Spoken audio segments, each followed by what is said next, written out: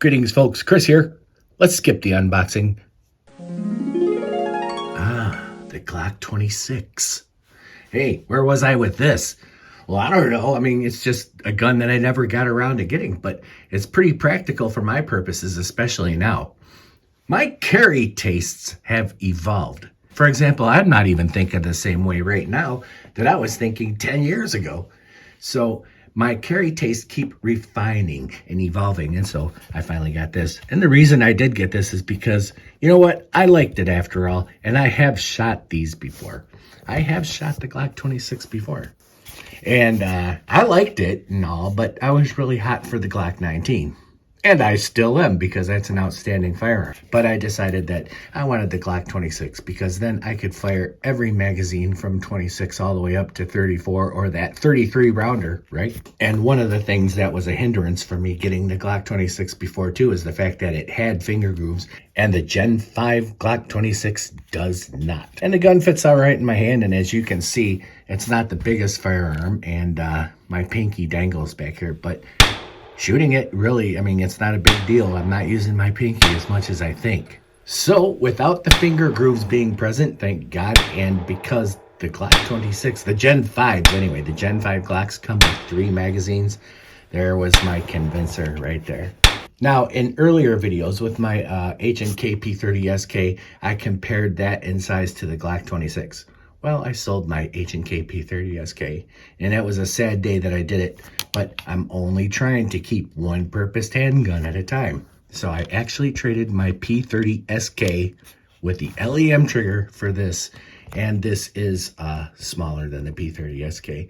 So it turns out to be a good move, and of course, this being a Glock, and I know this is gonna thrill those Glock fanboys. Some of these guys even hear the word Glock and they start screaming like they just heard their favorite Sean Cassidy album. The fact that this is a Glock gives me all sorts of confidence. Glocks just work. And like we've heard before, Glocks are the AK-47s of the pistol world. So here it is. Now, I took this thing out shooting and I tried several different ammunitions with it. I shot Berger's 115 grain, Underwood's Extreme Defender, the 90 grain, that's a plus P, at 1,475 feet per second. I also shot 6 Hour Elite V Crown, 147 grains, Federal Premiums HST, that's 124 grain. I also shot Hornady Critical Defense, 115 grain, Spear Gold Dot, 124 grain. You're sensing the theme here. Underwood Extreme Penetrator, 115 grain. I shot Liberty Civil Defense, 50 grain, that's a plus B, 2,040 feet per second advertised, and Blazer Aluminum, 115 grain. So this handled all of them without a hiccup. It was perfect. So yeah, so far this has been a pretty good thing, and this is gonna be my carry gun, especially during the winter here in Michigan. I can take a little bit heavier gun because I'm wearing a lot heavier clothes. So this will be my carry. Now, a different thing also about the Gen 5 is the fact that it has front slide serrations right here. Now, it didn't bug me without the front slide serrations. And now with these front slide serrations, I can do the obligatory, impractical, yet tactical thumb drape press check. Yeah, just like that. Don't get seen press checking any other way.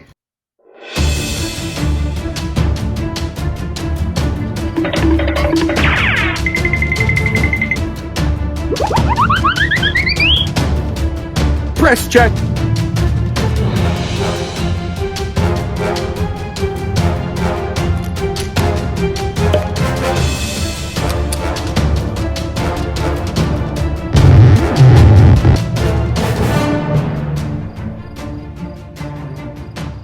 But yeah, the front side serrations, and really for me, it doesn't matter whether or not it has the front side serrations. But for the most part, I just do it from the rear where I've got the most leverage. There have been all sorts of changes that I can't even remember with the Gen 5 Glocks. The trigger, to me, along with the no finger grooves right here, is the most notable change with this Glock Gen 5. And if you watched my video a few years ago comparing the Gen 4 and the Gen 5, we did note that the trigger was better in the Gen 5 than it was with the Gen 4. Let's demonstrate the trigger pull, shall we? But before we do, intermission. Trigger anxiety and you. 1. The guns in these productions are always unloaded. 2. We are aware of the standard gun safety rules. 3. For demonstration purposes, you may see my finger on the trigger. And 4. It is impossible for you to be shot through a video, so worry not. Okay, that being said, let's take the magazine out. You guys know it's unloaded. And let's go ahead. The trigger pull. Now this is where the Glock fanboys start tittering and getting all excited. The trigger pull, it comes in. There's a wall right there. And there's going to be a little bit of stacking, but it's a really crisp trigger pull. It is a nice, loud, decisive trigger pull. And the reset, get ready, girls. Yes. There's no denying it. Glocks have a pretty good trigger. Maybe not the best in the gun world, but they do have a very good trigger. So it's a nice trigger. I loved shooting this thing, and I'm happy that this thing had no hiccups, and to me, it's ready to carry. Now, there's going to be a lot of people out there, not me, not until I put 1,000 rounds through it. Well, I don't have the money for 1,000 rounds, so I'm going to start carrying it now.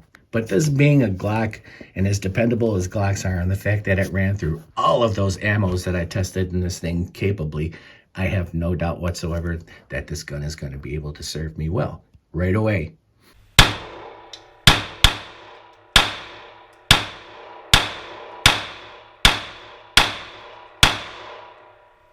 Now the sights are good enough for me. They're the standard Glock drop in the bucket sights, just like that.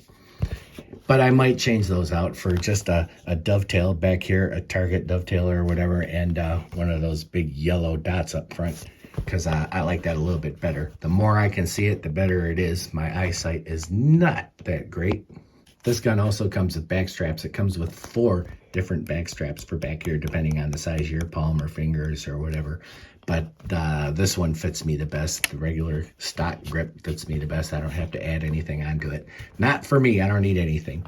So with all that being said, this gun shot quite capably for me. I'm going to be comfortable carrying it. And I'm going to dig the aftermarket support for this. You got the best choices when you've got a Glock. The Glock 26, everybody makes things for Glocks, so I will have no problem getting extra holsters or parts like that. And then perhaps a little bit in the near future, I might get the TLR6 light right up here, the TLR6 weapons light, and a holster to accommodate that. But that being said, you guys know that I'm not the guy who's going to run out and attach all sorts of tactical crap to the gun. It's just useless. But I will get a weapons light. That is not useless. Well, that's it. So I hope you guys enjoyed this. This is the Glock 26 Gen 5, a subcompact, the baby Glock. Some people call it the baby block, but I don't. This carries comfortably. It's nice. And I hope you guys enjoyed this. And that's it. I appreciate you guys watching. My name is Chris, but before you go, please make sure you hit that like, share, and subscribe button so you can be notified when I am coming out with new content. I would love to continue bringing you new content, so please hit that like, share, and subscribe button. And I appreciate you guys watching. And again, my name is Chris. My email address is scrolling across the bottom of the screen as we speak right now. That's tooimproper@gmail.com. Write and I will answer you, provided you're going to be polite about whatever it is you have to say, and if I've got the time. Thanks for watching, folks. God bless America, and keep on protecting your families, yourselves, your country, its flag, and its honor. It's the patriotic thing to do, which makes it the right thing to do.